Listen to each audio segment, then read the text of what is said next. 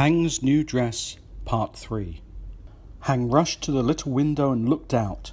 She saw nothing at first, but then she started to see clouds in the sky, and then finally buildings and trees, then people. Everything was different on this new world. The sky was not blue but green, and the clouds were a yellowish white. But it was the sun, or should I say suns, that shocked her the most. The door to her room opened slowly, and Jordan opened his hand and said, "Come and see your new world. You are famous now." Hang held his hand and followed him out of the ship. Outside she found it difficult to breathe. The air was different to Earth, and the temperature was about 54 degrees C, but her skin did not burn. The crowd of people cheered as she walked forward, and then they wanted to meet and touch her as she walked past them into a large building. Inside, the temperature was cooler, and she felt more relaxed. They entered a small room, and she was told to sit down and wait to meet the King of Flowerian. Hang waited for about an hour before she heard the king approaching. She stood up and straightened her hair before he entered. Jordan walked in first, followed by a young man who looked exactly like Zonloi. "Oh, hello, your kingness," she said in an embarrassed voice. The king walked over and took her hand gently and kissed the back of her hand. "You are the most beautiful girl on this planet," he said in a confident voice.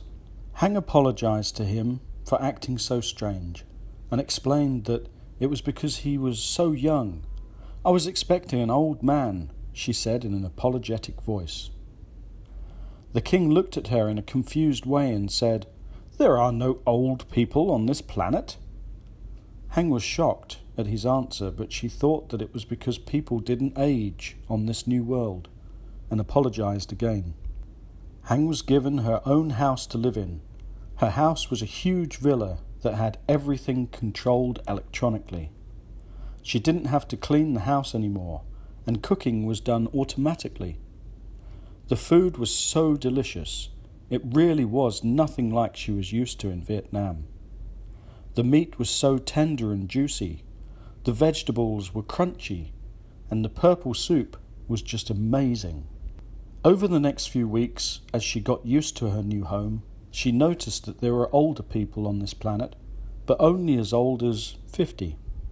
Hang was too curious and started asking people about it, but no one wanted to talk about it, until she met a young girl the same age as herself who told her what she wanted to know.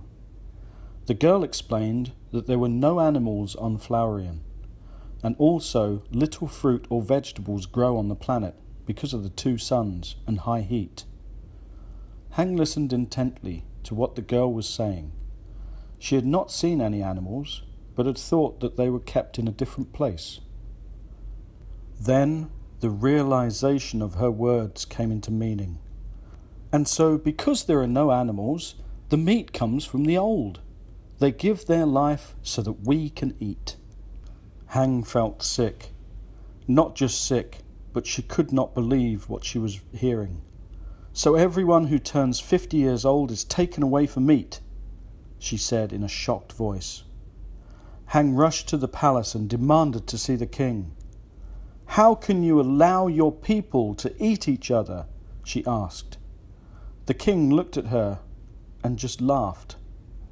The king leant forward in his chair and said, "You could not understand. It is not just food, but a population control. If this did not happen, the population would become too great and everyone would die." Hang lowered her head and said, "I want you to take me home to my planet. I cannot stay here." The king again laughed and said, "Impossible!" Hang thought for a few seconds and then said, "Well, today is the 14th, and it's my 50th birthday." The king looked surprised and didn't believe that she was that old, but he trusted her and so yelled out, "Guards, take her away to the kitchen. She is 50.